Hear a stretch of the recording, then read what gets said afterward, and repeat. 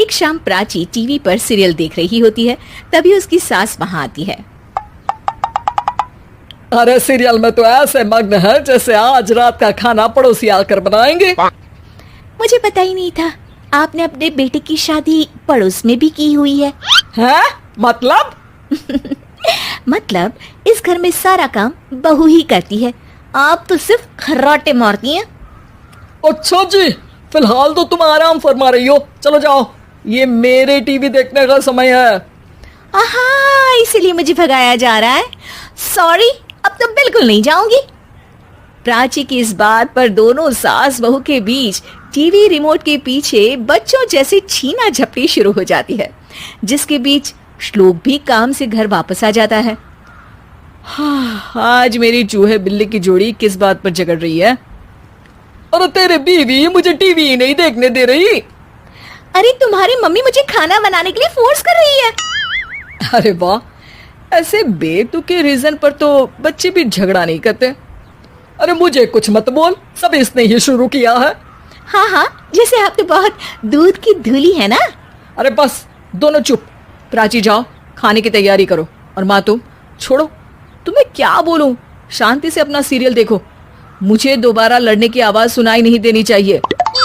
ऐसा बोलकर श्लोक वहां से चला जाता है, जिसके पीछे पीछे प्राची भी कुछ न कुछ बड़बड़ाते हुए रसोई में चली जाती है। हाँ हाँ, सासू जी को तो कुछ बोलेंगे ही नहीं, बस मुझ पर ही हुक्म चलता है, खाना बनाओ, जैसे मैं इनके घर में खाना बनाने के लिए आई हूँ। इसी तरह शाम बीतती है और रात को श्लोक और प्राची की सास खाना खाकर सोने चले जाते हैं, लेकिन प्राची गुस्से में कुछ खाए बिना काम में ही लगी रहती है। इस घर में किसी को घंटा फिक्र नहीं पड़ता, मैं खाऊं या भूखी रहूं। प्राची कुछ देर के लिए रसोई से बाहर जाती है और जैसे ही वापस आती है तो वहां दूध का भरा ग्लास देखकर हैरान रह जाती है। फिक्र पूरी है, बस दिखाना नहीं है। प्राची दूध पीकर सोने चली जाती है और अगली सुबह एक बार फिर सास बहू का कार्टून नेटवर्क स्टार्ट हो जाता है। ये तुमने ही किया है। अरे अजीब जबरदस्ती है, मैं बोल रही हूँ मैंने कुछ नहीं किया। दोनों ने मिलकर पूरे घर को पागल खाना बनाया हुआ है। यहाँ कोई नॉर्मल इंसान तो रह ही नहीं सकता, इसीलिए अब पड़ोसी क्या रिश्तेदार भी घर आने से कतराते हैं। और सुन बेटे, तू भी चंगा, तेरी माँ भी चंगी, तेरी बीवी भी चंगी, रिश्तेदार। हाँ जी, आपको नहीं पता क्या, गंगाधर ही शक्तिमान है, रिश्तेदार ही। हाँ हाँ, बस समझ गया। कभी जानवरों जैसे लड़ेंगी तो कभी जुगलबंदी करेंगी। भाई मैं आप दोनों के बीच में नहीं फंसना चाहता। सास बहू की इस मनमौजी जोड़ी से परेशान होकर श्लोक अपना सिर खुजलाता वहां से चला जाता है। चलो अब मैं भी कीर्तन में जा रही हूँ। इस पर जैसे ही सास कमरे में अपना पर्स लेने जाती है तो वहां नाश्ते की प्लेट रखी देख मुस्कुराने लगती है और नाश्ता करके घर से बाहर निकलते हुए कुछ पैसे टेबल पर रख जाती है, जिसके कुछ देर बाद सिलेंडर वाला घर आता है।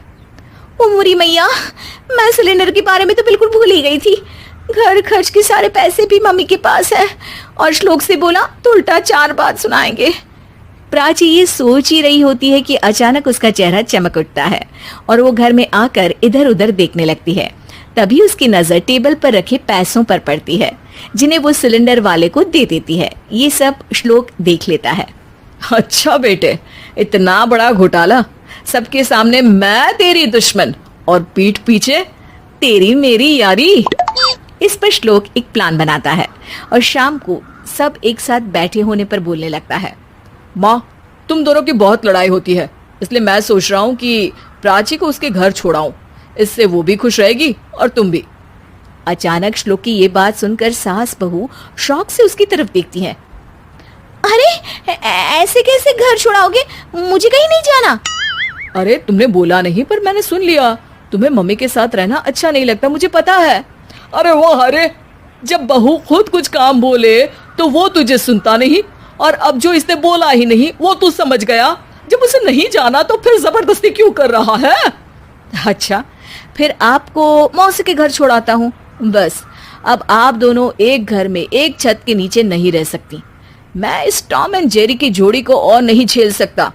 है? ऐसे कैसे नहीं रह सकते? तुम्हें इतनी दिक्कत है तो तुम्हारा बोरिया बिस्तर पैक कर देती हूँ, लेकिन मम्मी जी कहीं नहीं जाएंगी। बिल्कुल यही सुनना था मुझे। अगर दोनों में इतना ही प्यार है फिर हर वक्त ये लड़ाई का नाटक क्यों करती हो? देखा मैंने कैसे माँ किचन में दूध रखती है और तुम उनके लिए कमरे में नाश्ता रखती हो, और कैसे वो पहले ही तुम्हारी दिक्कत समझकर घर में पैसे रखकर बाहर जाती है।